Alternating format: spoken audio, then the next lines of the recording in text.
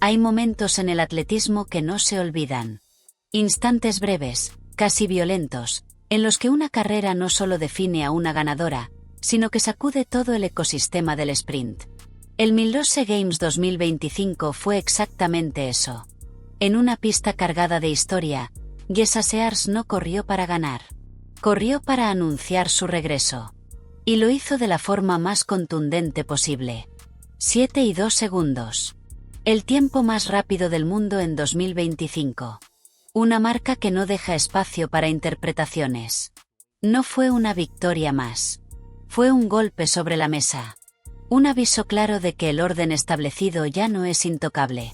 Ese registro no solo lidera el ranking mundial de la temporada, también coloca a Sears 22ª de todos los tiempos en el 60 metros indoor, una élite reservada para atletas que marcaron época. Para alguien que aún está escribiendo los primeros capítulos de su carrera profesional, el impacto es enorme. Pero lo verdaderamente inquietante no fue el número final en el marcador.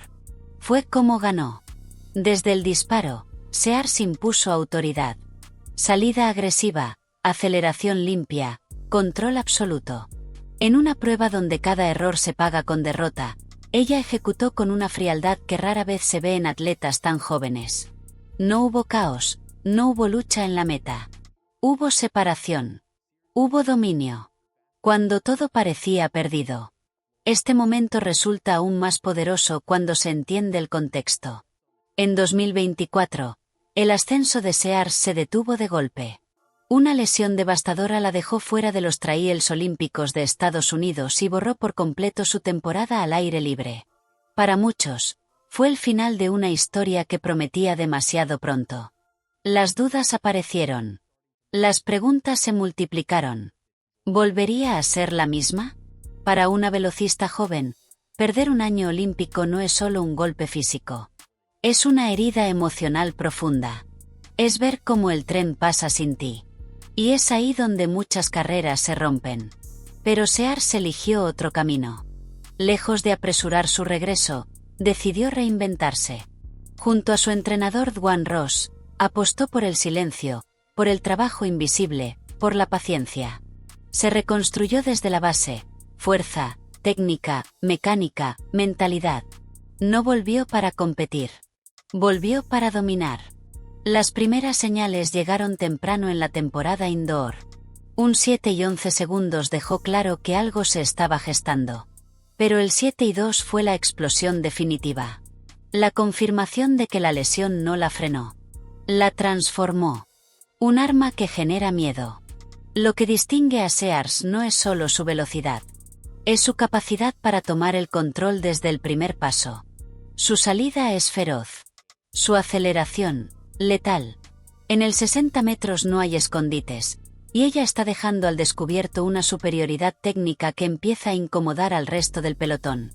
En cuestión de segundos, la carrera se convierte en persecución para las demás. Y cuando eso ocurre, el impacto psicológico es brutal. Porque el sprint no se gana solo con piernas, se gana con convicción. Y Sears corre convencida. Este dominio temprano ha encendido una pregunta inevitable que ya recorre el mundo del atletismo. ¿Qué pasará cuando esta explosividad se traslade al 100 metros al aire libre? El inicio de algo inevitable. El contexto hace que todo sea aún más explosivo. El sprint femenino estadounidense tiene una reina indiscutida, Sha'Carri Richardson. Campeona mundial, icono cultural, símbolo de resiliencia y velocidad pura. Durante años, el foco ha estado claro. Pero el deporte no vive de certezas eternas. La aparición de Sears no significa destronamiento inmediato, pero sí una grieta en la narrativa dominante. Es la llegada de una fuerza nueva, incómoda, impredecible. Y cuando eso ocurre, el nivel sube, o todo se rompe. Incluso fuera de la pista, las señales son claras. El respaldo de Nike no es casual. Las grandes marcas huelen el futuro antes que nadie. Y han decidido apostar. El Millrose Games no fue el final feliz de una historia de regreso. Fue el primer rugido de una velocista que no ha vuelto para ocupar un lugar secundario. Ha vuelto para cambiar las reglas. Toda era dominante termina enfrentándose a una pregunta incómoda. No llega de golpe, no grita, susurra. Y ese susurro hoy lleva el nombre de Jessa Sears. Su explosión indoor no solo ha encendido el debate, ha introducido una tensión palpable en el sprint estadounidense. Porque cuando una atleta empieza a ganar con autoridad, el foco deja de estar en el cronómetro y pasa al equilibrio del poder. Durante los últimos años, ese poder ha tenido un rostro claro: Sha'Carri Richardson. Campeona mundial, figura mediática, símbolo de velocidad y resiliencia. Richardson no solo domina carreras, domina escenarios. Cuando ella entra en pista, el resto corre sabiendo que está persiguiendo a alguien que ya ha conquistado el nivel más alto. Pero el atletismo no se detiene por respeto. Y Sears está empezando a correr sin pedir permiso. Dos velocistas, dos formas de imponer miedo. Richardson representa la autoridad construida con el tiempo. Su octubre del 65 en el 100 metros no es solo una marca histórica, es una amenaza permanente. Su capacidad para alcanzar la velocidad máxima y devorar metros en la parte final de la carrera ha destrozado a rivales en los escenarios más exigentes del mundo. Sears, en cambio, llega desde otro lugar. No desde la historia, sino desde el impacto inmediato. Su mejor registro al aire libre, octubre del 77, aún no iguala al de Richardson, pero eso es solo una fotografía estática. Lo verdaderamente inquietante es cómo está cambiando el desarrollo de las carreras incluso antes de que lleguen a su fase decisiva. Porque Sears no espera. Ataca. El terror de los primeros metros. Hay algo profundamente desestabilizador en una atleta que gana la carrera antes de que las demás puedan reaccionar. La salida de Sears no es solo rápida, es agresiva, decidida, casi violenta.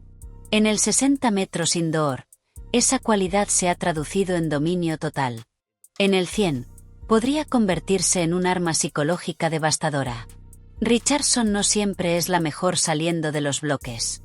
Ella construye su grandeza más adelante, cuando su zancada se abre y la velocidad máxima hace el trabajo. Pero ¿qué ocurre cuando una rival llega a los 30 o 40 metros con ventaja clara? Lo que normalmente es una persecución controlada se convierte en una carrera contra el tiempo y contra la ansiedad. Ahí es donde Sears se empieza a incomodar. Porque obliga a cambiar el guión. Obliga a correr desde atrás. Obliga a tomar riesgos. La advertencia que no pasó desapercibida. Cuando Justin Gatlin alza la voz, el sprint escucha. El campeón olímpico no habló de Sears con cautela. Habló con convicción. Señaló algo que solo los grandes reconocen: ella no gana ajustado, ella se para. Crear distancia en una prueba tan corta no es casualidad. Es señal de un modelo técnico superior, de una atleta que entiende cómo romper a sus rivales mentalmente antes de la meta. Gatlin fue claro al sugerir que ese patrón, bien desarrollado, suele sobrevivir al paso del indoor al aire libre. La historia le da la razón. Shelly-Ann Fraser-Pryce y Carmelita Jeter construyeron imperios desde la explosividad inicial. No ganaban esperando, ganaban tomando el control desde el disparo. Sears empieza a mostrar ese mismo ADN competitivo. El obstáculo más cruel, Estados Unidos. Pero antes de que esta tensión se convierta en un duelo global, hay una prueba aún más despiadada: las trails estadounidenses. El país con más talento en velocidad femenina no perdona errores. Aquí no basta con ser rápida, hay que ser perfecta varias veces en pocos días. En ese campo minado esperan atletas con experiencia y cicatrices competitivas: Melissa Jefferson, Tamari Davis, Vanessa Terry y Aleia Hubbs. Mujeres que saben lo que es fallar, levantarse y volver a intentarlo bajo presión extrema. Sears todavía no ha sido empujada a ese límite. Y ahí reside la incógnita más grande. Una amenaza que ya es real. Aún así, el paisaje ha cambiado. El sprint estadounidense ya no es un terreno de certezas absolutas. Richardson sigue siendo la referencia, pero ya no corre sola en la conversación. Sears ha introducido duda, tensión y expectativa. Y cuando una campeona siente que alguien empieza a acercarse sin miedo, el deporte entra en una nueva fase. Todavía no es una rivalidad consumada. Pero ya no es una fantasía. Es una advertencia en movimiento. En el sprint de élite hay una verdad incómoda que todos conocen, pero pocos admiten: no gana siempre la más rápida. Gana la que resiste. Gana la que no se quiebra cuando el silencio previo a la salida pesa más que el entrenamiento de toda una vida. Y ahí es donde comienza el verdadero examen para Jessa Sears. Su temporada indoor ha sido impecable, casi perfecta. Carreras limpias, dominio visual, una confianza que se percibe incluso antes del disparo. Pero el invierno protege. El aire libre expone. Y cuando el calendario avanza, la narrativa cambia de tono. Ya no se corre para sorprender, se corre para confirmar. El precio de dejar de ser sorpresa. Hasta ahora, Sears ha vivido del impulso positivo. Cada victoria ha sido celebrada como una revelación. Cada récord, como una promesa. Pero ese escudo desaparece rápido. A partir de este punto, Sears ya no será la joven incógnita, será el objetivo. Eso significa algo brutal en el sprint. Todas la estudiarán. Analizarán su salida, medirán su aceleración, buscarán el punto exacto donde su dominio puede romperse. Y cuando una atleta pasa de perseguir a ser perseguida, la presión se multiplica. Aquí es donde muchas carreras se desmoronan. La ventaja que no aparece en los rankings. En ese escenario, Zachary Richardson sigue jugando con cartas que no se ven en las estadísticas. Richardson sabe lo que es entrar a una final mundial con el peso de un país entero sobre los hombros. Sabe lo que es fallar bajo los focos, y volver. Esa memoria emocional es oro puro. La salida en un gran campeonato no es solo técnica. Es mental. Las manos tiemblan. El corazón golpea más fuerte. El margen de error se reduce a nada. Richardson ha vivido ese caos y ha aprendido a dominarlo. Sears aún no. No es una crítica.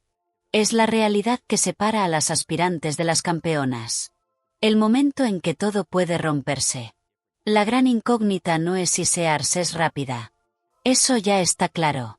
La pregunta es qué pasará cuando algo no salga perfecto. Cuando la salida no sea limpia. Cuando la carrera no fluya.